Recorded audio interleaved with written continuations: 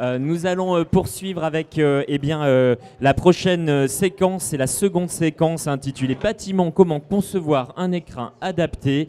J'ai le plaisir d'appeler Jean-François Delis, président d'Adint, et Xavier Donjou, dirigeant de la confiserie du Tech. On va, merci Nathalie, mettre le diaporama correspondant.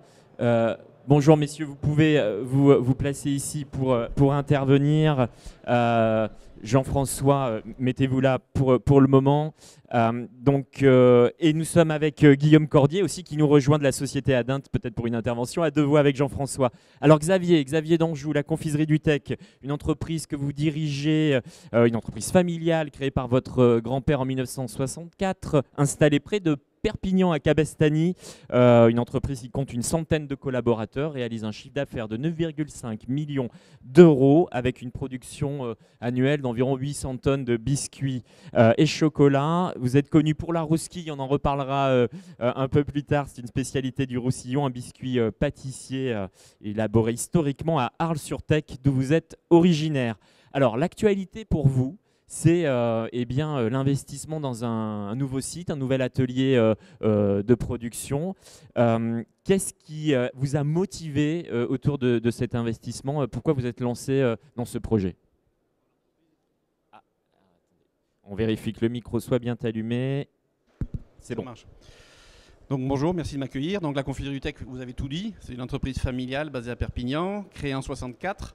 Dans des bâtiments qui sont maintenant des bâtiments qui ont plus de 20 ans. Et donc un système de production qui, de notre côté, a évolué profondément. Et notre objectif à travers ce projet, il est de répondre à plusieurs attentes. La première attente, c'était l'attente de nos collaborateurs, c'est-à-dire leur mettre à disposition un outil de travail qui permette de réduire la pénibilité, d'améliorer les conditions générales de vie en entreprise. Et ça, c'est un élément fondamental dans le contexte actuel si on veut être attractif. Oui. Le deuxième élément, c'était de travailler sur la performance énergétique et le respect de l'environnement. Aujourd'hui, on était dans des bâtiments qui étaient mal isolés, sur lesquels on avait une forte consommation énergétique, sur lesquels on avait des problèmes même de régulation de notre travail en fonction de l'humidité, de la température. Donc il fallait aller rechercher de l'optimisation. Et c'est un sujet brûlant aujourd'hui, hein, oui, cette notion d'optimisation. Et le troisième volet, c'est un élément aussi fondamental, c'est la recherche de transparence vis-à-vis du consommateur. Et ça, c'est un élément important. Depuis de très nombreuses années, on a ouvert notre site à la visite dans un concept d'agrotourisme. On est aidé dans ce concept par l'AREA, qui nous a accompagnés à mettre en place des techniques de communication, d'accueil, etc. Et l'objectif, c'était d'ouvrir et de montrer en toute transparence notre savoir-faire, notre engagement en termes de recherche d'ingrédients régionaux, la transparence sur le sourcing de nos matières premières, sur les techniques de production, et de montrer aussi que finalement l'industrie agroalimentaire, ce n'est pas l'industrie de Zola, c'est une industrie dans laquelle on peut s'épanouir, dans laquelle il y a des métiers attractifs, enrichissants. Donc on a créé un site, et vous le voyez peut-être, vous le verrez. Oui, on va voir. Nathalie, est-ce que du coup on a un film effectivement pour présenter le site, on va le lancer pendant qu'on poursuit notre conversation. Donc au regard de cette recherche de transparence, il y a bien évidemment derrière la recherche de productivité et d'efficacité. Et donc là j'ai eu la chance de croiser Adint Ingénierie, donc la société qui nous accompagne. Qui vous a accompagné. On va donner la parole à la société Adint. Mais d'abord, alors Xavier, tout d'abord, procédons par ordre. On a parlé effectivement des méthodes de fabrication. On peut dire que ce nouvel atelier, il vous a permis d'avoir peut-être un process qui améliore les conditions de travail aussi parce qu'il est en ligne, c'est ça? Tout à fait. Le site actuel, c'est un site qui s'est constitué au fil des années, avec des rajouts de bâtiments, avec des différences d'altimétrie, avec des bâtiments qui entraînent des ruptures de flux depuis la matière première jusqu'à l'emballage, à tel point qu'on avait même été obligé d'agrandir notre bâtiment en créant un atelier logistique de l'autre côté de la rue. C'est-à-dire qu'on avait un camion qui fait toujours jusqu'à la fin de l'année la navette entre l'atelier de production et l'atelier logistique. Donc tout ça, c'était pas forcément développement durable, c'était pas performance énergétique, c'était pas performance industrielle. Et donc on a cherché à faire un process en ligne, c'est-à-dire depuis l'arrivée de la matière première, la transformation, la production, le conditionnement, puis l'expédition. Avec au milieu ce circuit de visite que vous allez voir sur la vidéo qui permet au consommateur qui vient dans notre magasin de voir comment sont fabriqués les produits, Mais on a voulu aller plus loin, c'est-à-dire qu'on a créé un circuit de visite avec une salle qui va nous permettre d'accueillir des écoles. Et ça fait à peu près 1 an qu'on tisse des relations étroites avec toutes les écoles de notre département, parce qu'on veut parler des produits, mais on veut, au-delà de cette notion, je dirais, purement marketing de produits, on veut parler des métiers de l'agroalimentaire. Parce qu'on est dans un cycle où il faut qu'on redonne goût à notre jeunesse, qui est très attirée par tout ce qui est nouvelles technologies, communication, Internet, etc. Et on a oublié qu'il faut repartir depuis le début de la chaîne, donc recréer ce cycle, depuis l'agriculteur, le transformateur, jusqu'au consommateur. Parce qu'il y a des maillons indispensables qui sont en train d'être un peu usés et il faut les redorer. Ce que j'entends, c'est que finalement, vous avez deux maîtres mots et qui font une même expression. C'est d'un côté industrialiser et de l'autre séduire. Tout à fait. Je pense qu'aujourd'hui, on est dans cette double objectif. Pour avoir des bons produits, il faut avoir des collaborateurs engagés. Et pour qu'on ait des collaborateurs engagés et des clients séduits, il faut qu'on soit attractif pour les deux, quoi. Ça, c'est fondamental. Crise énergétique, vous avez parlé d'optimisation. Alors très concrètement, qu'est-ce que vous avez fait justement dans ce souci de compétitivité ?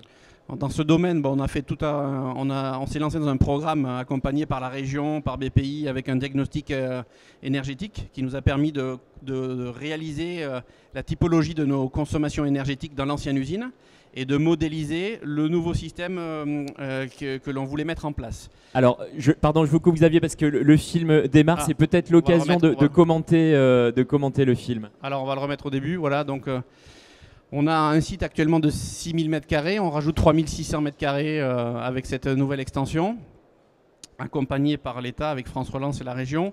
Là, c'est le magasin donc, que vous pouvez voir qui existe au jour d'aujourd'hui. Donc, un magasin dans lequel on expose tous nos produits, mais plus globalement tous les produits de notre région labellisée Sud de France. Et on a créé une passerelle que vous allez voir juste derrière le bâtiment qui va permettre aux consommateurs de traverser et d'aller sur la partie du bâtiment blanc sur une plateforme dans des conditions de sécurité alimentaire optimum, c'est-à-dire qu'ils ne sont pas en contact avec les produits, de voir le process. Là, on est sur la partie personnelle avec l'entrée des ateliers. Donc, on a réfléchi aussi à un environnement attractif pour être séduisant vis-à-vis de nos collaborateurs. La partie ouverture donc, de cette nouvelle usine. Avec donc la partie que vous voyez ici, c'est la partie bureau et la partie logistique. Et à partir du bâtiment noir que l'on voit, donc c'est un bâtiment d'expédition, la partie expédition. On va faire le tour progressivement et on va voir le bâtiment de production. Donc ce bâtiment de production d'un peu plus de 2500 m² qui a été construit. Donc c'est ce bâtiment-là, avec au fond à droite la partie réception matières premières et tout en longueur, tout le process. Donc dans ce bâtiment, on a bien sûr une meilleure maîtrise de la température, des conditions d'hygrométrie. On a un bâtiment, on s'est fait accompagner aussi avec Adent et la société Texol de Perpignan sur la réflexion sur les panneaux solaires. Donc on a 1600 m² de panneaux solaires qui vont nous permettre de viser 35% d'autoproduction. Ah oui. Et 35% de couverture de nos besoins et 98% d'autoconsommation. C'est-à-dire qu'on matche bien entre la zone de production et la zone d'utilisation. Donc ça, c'est un élément important et qui aujourd'hui, quand on a pris la décision il y a 2 ans, on n'imaginait pas l'impact que ça pourrait avoir. Et on est déjà dans une phase de réflexion pour aller plus loin dans la démarche avec des ombrières, avec d'autres éléments complémentaires que l'on pourra mettre en place dans le futur.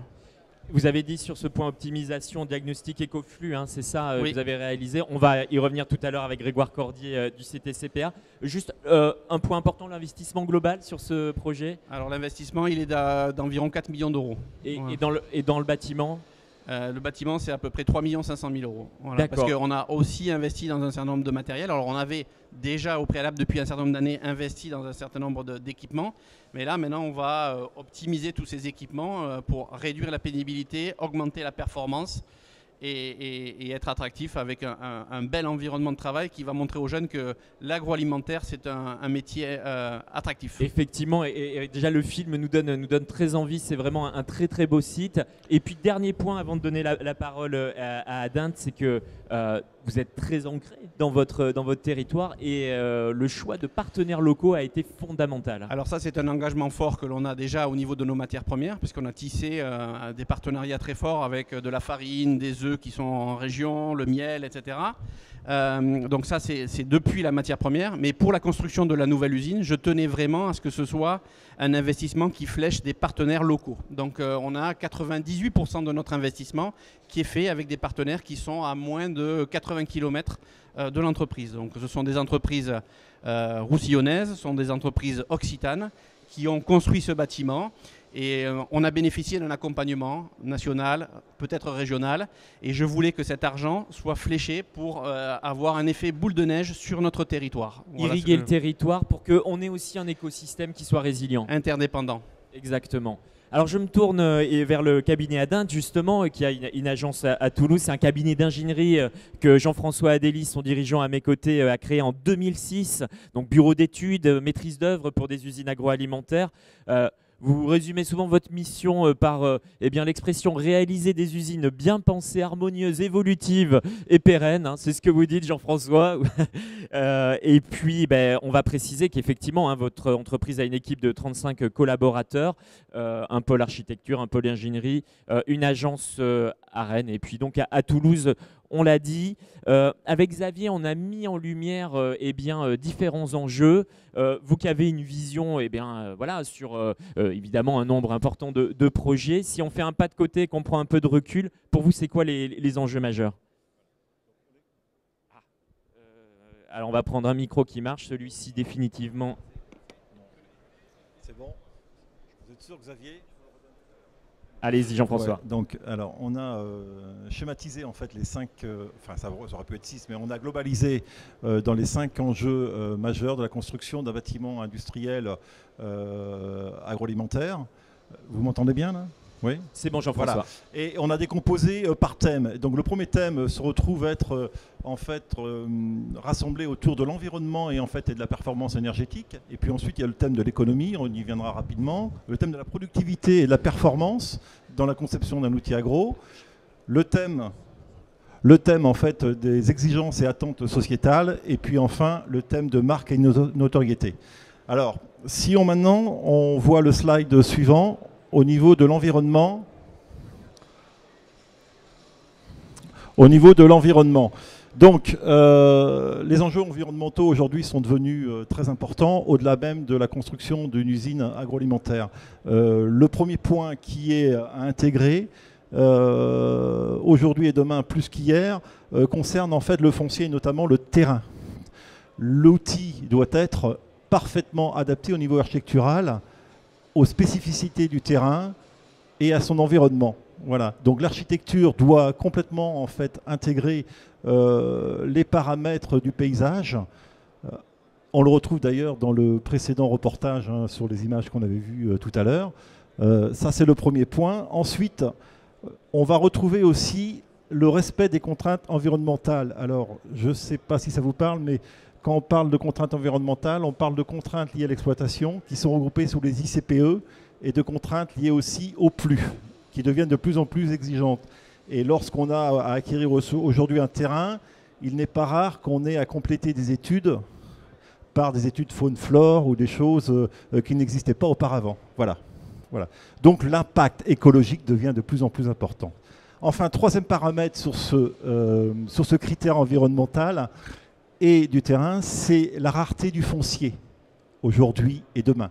On a des régions en France où on construit des usines agroalimentaires, en Occitanie par exemple, où on a une pression très forte sur ces terrains-là. Et on retrouvera demain des conceptions d'usines qui étaient abandonnées déjà depuis 30 ans, mais qui consistent en fait à raisonner en verticalité. On commence à avoir quelques projets en France d'outils agroalimentaires où pour la première fois, il faut faire fonctionner une usine en verticalité, par strate, par niveau et par fonction, qu'on retrouvera tout à l'heure. Voilà. Donc plus que jamais, Jean-François, également, je me permets de rajouter la ressource en eau, la rareté de l'eau, on l'a vu après l'été qu'on a connu.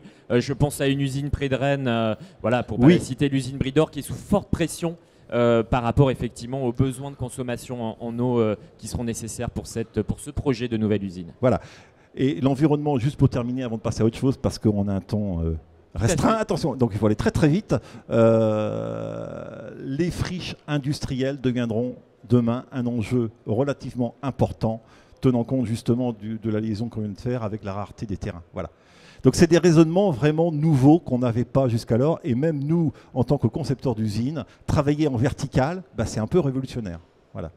C'est voilà, ok. Alors ensuite, le deuxième point qu'il faut... non, on est toujours sur le premier. Le deuxième point qu'il faut voir sur l'aspect environnemental, c'est favoriser l'économie circulaire dans la construction. Donc ça, ce sont des choses qui aujourd'hui dans les médias commencent à être échangées, dialoguer, c'est de faire travailler, et Xavier l'avait bien dit, de plus en plus dans une économie circulaire, de faire travailler des acteurs qui soient à proximité du lieu en fait de construction. Voilà. Si bien que nous, par exemple en application, avec notre cellule RSE qu'on a démarré depuis 1 an, ça va être dans les offres des entreprises d'avoir à mettre en place un mémoire technique qui tient compte non seulement du prix, non seulement de la prestation dite technique et compétence d'entreprise, mais aussi de sa proximité et de sa démarche RSE. Voilà. Et donc on arrivera à une note globale qui pourra permettre effectivement au maître d'ouvrage et à l'industriel d'avancer. Voilà.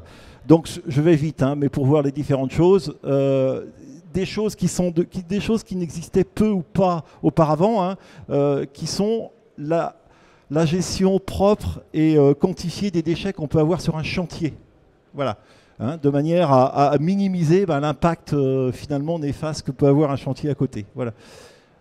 Qu'est-ce qu'on peut dire par ailleurs sur ce point-là?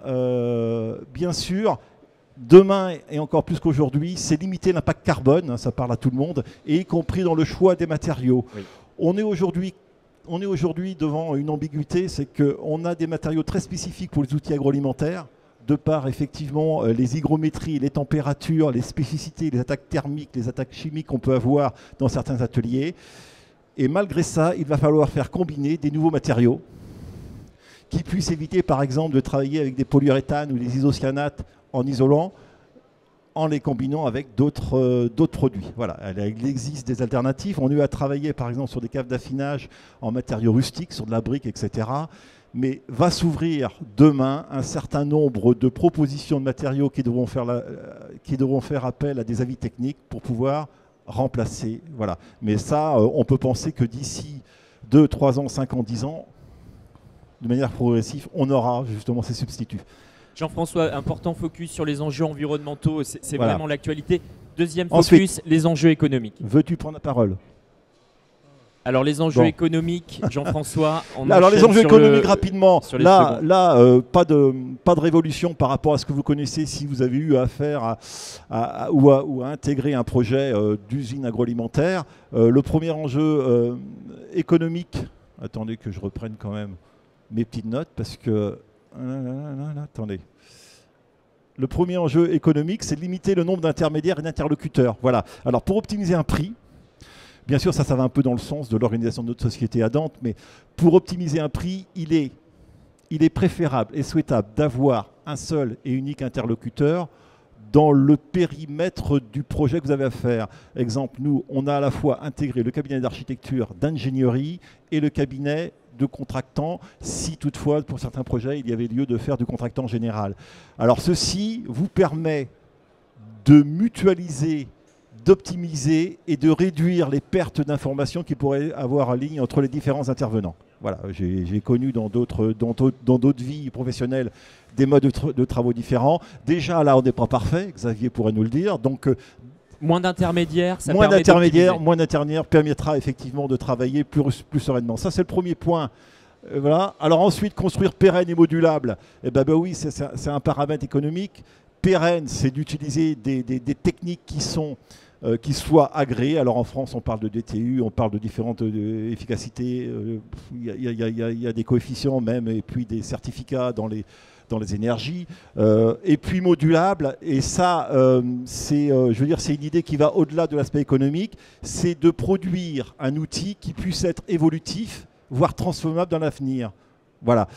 C'est un des thèmes certainement qui rentrera demain dans la conception d'une usine agroalimentaire, clairement, plus qu'aujourd'hui. Voilà. Ensuite, c'est de maîtriser les coûts de production. Pour maîtriser les coûts de production, surtout vu le contexte brûlant qui est en ce moment, c'est de réaliser une négociation avec des prix, par exemple, assurés pour une période donnée dans un environnement donné. Voilà. C'est facile à dire, mais encore faut-il le contractualiser. Voilà. Et puis ensuite, dernier point qui peut être intéressant et qui va dans le sens de limiter le nombre d'intermédiaires, c'est de s'entourer d'une équipe pluridisciplinaire qui puisse couvrir, c'est-à-dire des thermiciens, des gens spécialisés en bâtiment et des gens proches des procédés agroalimentaires qui ont une maîtrise agroalimentaire de ce moment, qui puissent permettre de faire le lien entre les différents acteurs du bâtiment en limitant les pertes éventuellement d'informations et de prestations qu'il pourrait y avoir. Voilà. Alors, ce qui fait lien avec l'enjeu suivant, performance, productivité. Alors, performance, productivité, slide suivant. Allez-y, Jean-François. Avec Guillaume Cordier. Alors, il nous reste 1 minute sur l'intervention, donc à l'essentiel. Sur les enjeux de la performance et de la productivité, on va travailler les flux pour les réduire au plus proche des besoins. Travailler également l'impact énergétique des procédés à mettre en œuvre pour travailler les technologies. On peut penser aux chaufferies, aux productions d'air comprimé, aux productions de froid, pour être vraiment au plus proche du besoin, les enjeux de consommation, et de travailler à réduire ces coûts pour avoir une bonne proportion entre le CAPEX et l'OPEX. Pour après concevoir... Un point important dans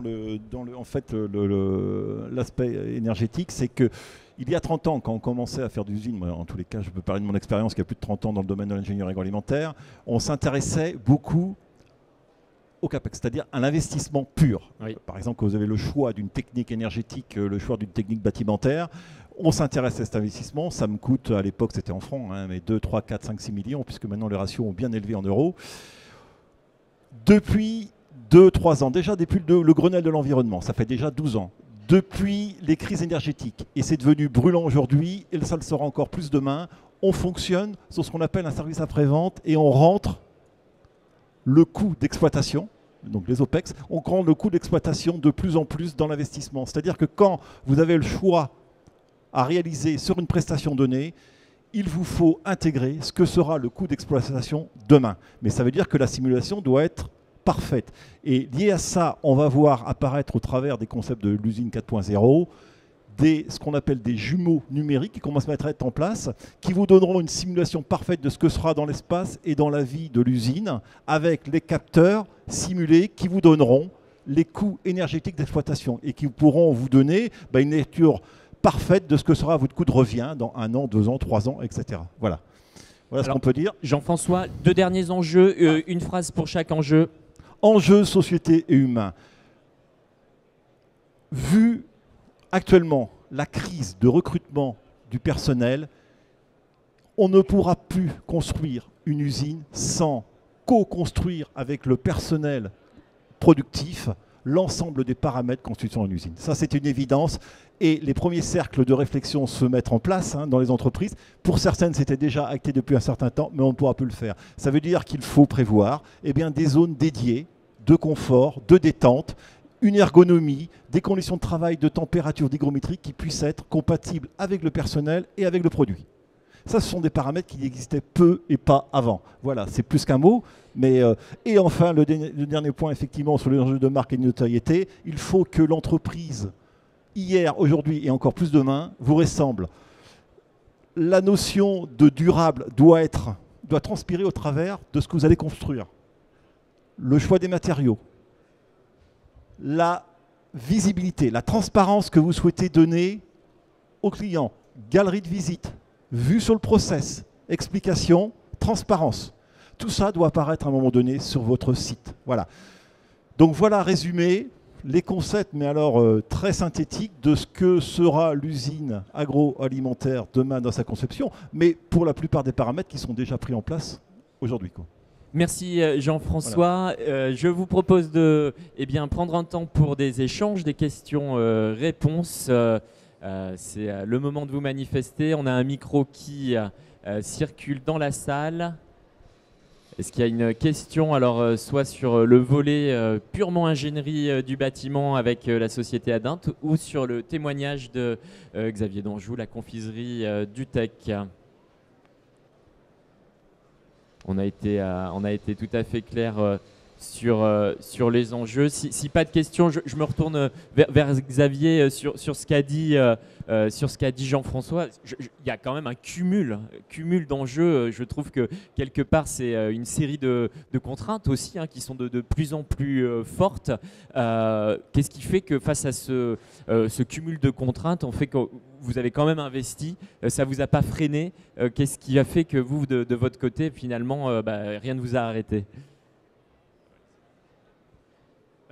À un moment donné de la vie d'une entreprise, il y a des décisions à prendre, il y a des étapes à passer. Et là, aujourd'hui, on voyait qu'au niveau du climat, l'énergie, cette nécessité d'être plus performant pour mieux consommer, moins consommer, c'était une nécessité. Et si on n'y répondait pas, on avait un problème.